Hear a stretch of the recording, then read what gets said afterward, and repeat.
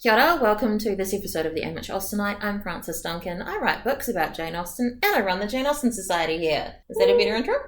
I think it's fantastic. Excellent. My co-host is the fantastic Rachel Pilwell. Hello. Today we're discussing chapter 11? 12? I'm just going to keep it all in. Today we're discussing chapter 12 of Emma. Mr. Knightley comes to Hartfield and joins them for dinner with his brother, his family, and cordial relations resume between him and Emma. Because remember, they had a fight. Robert Martin mess. Mr. Woodhouse doesn't want him to come though because he wants Isabella all to himself. He is a toddler. He really is. He doesn't know how to share. But also you'd think, okay, if Mr. Knightley comes over, he can distract his brother, and then Mr. Woodhouse can have Isabella all to himself. That kind of happens at the end of the chapter. And Emma and Mr. Knightley are trying to manage both John Knightley and Mr. Woodhouse so they don't get into an argument. And it's so funny. But you can see how well Emma and Mr. Knightley work together and how well they know people. They definitely seem like I was going to say the peacekeepers, but I think it's just them being the neurotypicals. You do recall that we also said Emma sounds like she's got ADHD. Oh shit, I forgot about that. Scratch that. I just feel like that they... Maybe it is the neurodivergent, but it's they are so aware of the... Not quite the flaws, but, you know, the quirks of their respective family members, where that Mr. Woodhouse is a hypochondriac and that he is a very selfish child. Isabella, also a hypochondriac, and will also do anything her father wants because they're so similar. And then John just being himself. This is going to cause problems if they're all together, and we must do anything to negate that. Doesn't help that it starts with the two of them having to get over an argument that they had as well. But Emma, I think intentionally makes sure that she's holding the new baby when he comes. Can't be mad at her when she's holding Minnie-her in her arms. Exactly. What a comfort it is that we think alike about our nephews and nieces. We never disagree. It's only about men and women. Nothing brings people together like a shared adversary. The adversary just happens to be their family members. People bond in toxic workplaces. And Emma's like, you always think I'm wrong. He's like, yeah, I'm 16 years older than you. And everyone in the audience goes, ugh. And the 1996 Emma with Kate Beckinsale, he literally says, when he's holding the baby Emma, I held you like this. Oh no! Well, that's not the line, but basically. Yeah. Gross. But that's not aged well. This is not aged well. I've grown up. Surely we're nearer in intelligence now. It's like, I mean, yet nearer. You're not finished cooking yet. Your brain is still developing, babes. But it's cute flirting. It's just uncomfortable for us in our society. But eventually Emma comes back down to ground. I want to know that Mr. Martin's not bitterly disappointed. She's like, I'm really sorry when Mr. Knightley says that he is. She does genuinely care for people. And she hadn't really thought of Mr. Martin as a person prior to this. That's not good. Oh, Emma. Even poor people have feelings. No, they cannot afford to. They must put aside their feelings to do what they must. And then the brothers meet in the true English style, bearing under a calmness that seemed all but indifference, the real attachment. Oh, that's so cute. They're like, we're bros, bro. Yeah. Like fist bump. Backslap. Yeah. Do like the hand clap kind of thing, and then like the pounding on the back. You know what? I could have pictured them doing this. They invented that move. The Knightley brothers. So the brothers are talking, and then Mr. Woodhouse and Isabella are talking, and Emma's just kind of flitting between the two, making sure that everybody's happy. And this is a thing that she does. She's really good at managing people and putting their needs above her own. She's an excellent hostess. She knows how to look after a whole group of people. The Knightley brothers are talking about the Donwell estate, and Isabella and her father are talking about illness because it's their favourite topic. Yeah. What else would they be talking about? Yeah. They have nothing else more in common than that. They order a basin of gruel. The Gwyneth Paltrow version, also from 1996, harps on about gruel a lot. I think I've purged that from my brain because I do not remember that at all. We're going to rewatch it. Yeah. So we will have so many adaptations that we can watch. Oh my god, it's going to be probably as long as the season. Love with it. all the adaptations. Can't wait.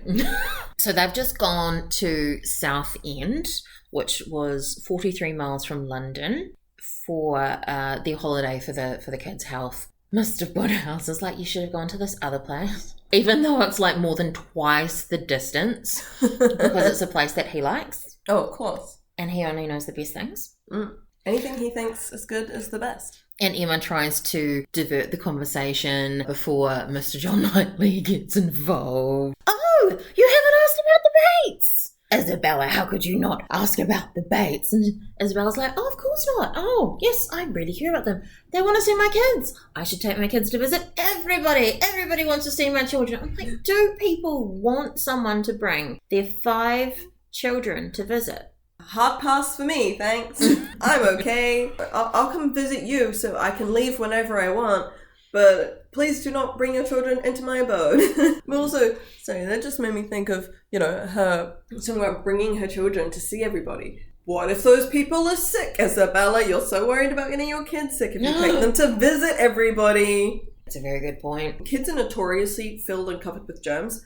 Even in this time frame, that would not be different. Your kids may be slightly cleaner than other children because they're your kids, Isabella, but I'm still pretty sure they're carrying diseases that other people do not want to catch. Yeah, she'd be the sort that had hand sanitizer that she made her kids use every time. All the time.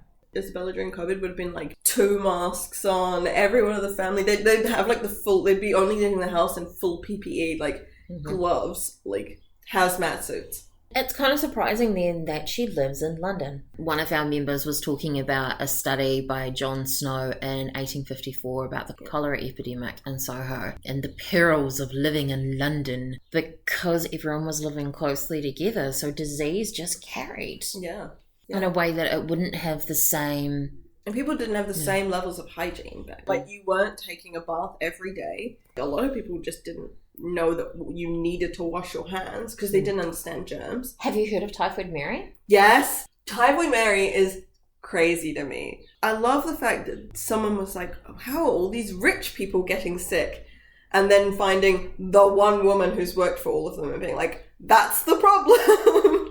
But then the fact that they told her to wash her hands still. And she still didn't do it. And she would refuse. Yeah. And she was one of the few people, well, because I guess they wouldn't have known who else were carriers. Yeah. But just because of the fact that she infected so many people, they could tell that she was a carrier without getting sick herself. She was an asymptomatic person, yeah. And she made this, I think it was peach ice cream, that she was quite well known for. And because it was uncooked, and because she doesn't wash her hands, that's why all her employees kept getting sick. And there were court cases and shit, and yeah, she just didn't care. And then eventually she got exiled and had to live on an island by herself. Oh, is that what happened? That's what happened, is because she refused to change, and she refused to wash her hands, and that even after she'd been caught the first time, she continued to do it. That they were like, you are too much of a danger to the general public. And so she literally was shipped off to an island where she spent the rest of her life in solitude. Like, just choosing not to wash your fucking hands. What the hell? You're like, people are dying, suffering in so much pain because of you. And you're like, yeah, but I don't want to wash my hands. Yeah, because she didn't believe it. She was like, no, I'm fine. What are you talking about? I can't be the reason they're getting sick, so I'm totally okay. Honey, that's not how that works. Maybe it's a curse that just follows her. Yeah. She probably would have found that more believable than germs. Or maybe you could have told her, so you need to wash your hands to wash the curse from you. Otherwise, the curse gets into the food. Yeah, it gives you an hour-long defense from the curse every time you wash your hands. You got to go with where people are. Yeah. It's very long conversations about not really a lot. Isabella brings up Jane Fairfax. She's Emma's age. Why is Emma not friends with her? Oh, because they're saying, yeah, Mr. Woodhouse is like, oh, yes, her friend Harriet is a very pretty kind of young person. And that Emma could not have a better companion than Harriet, which I think is semi-true. Harriet could probably have a better companion than Emma. But yeah. Some respects. Jane Fairfax, so accomplished and superior. Competition for Emma? No. Also accomplished and superior. It's really funny how so many of the other characters, they praise Emma and Jane both, like, quite highly. But it's always being like, oh, they're both so, like, Jane is so accomplished. that Emma just takes it as an insult. But they're probably, when they go, like, say they go, like, say Miss Bates goes and visits Jane, she'd probably be like, oh, Emma is so lovely and accomplished, you know. They're probably just not doing it to her face so much. But you can see why it would get Emma's back up. She wants to be the top dog. She don't want to be compared to the elegant, accomplished Miss Fairfax, who she knows is better than her at things. But we will hear more of Miss Fairfax later. And that is our discussion of Chapter 12. I think I might just leave in all the mistakes because it's really funny that I do not know what I'm doing. Roman numerals be hard, man. I'm Frances Duncan. This has been Rachel Pilwer. Thank you for listening, and we wish you happy reading. Bye. Oh, and Happy New Year. This will be on the 28th. Oh, yeah. Happy New Year, everybody. Your New Year's resolution should be to read all of the Jane Austen books this year. 2025, the year of Jane. Yeah. Woo! Kia ora and welcome to this episode of the Amateur Austenite. I'm Frances Duncan. I'm an author and the founder of the Jane Austen Society of Aotearoa, New Zealand. I almost did the end bit. That's why I got lost. Sorry, I was just like, did you forget? I love you like, do you know your own name? Do you know? Do you know your name? Do you know? Do you know that thing that you've done? No.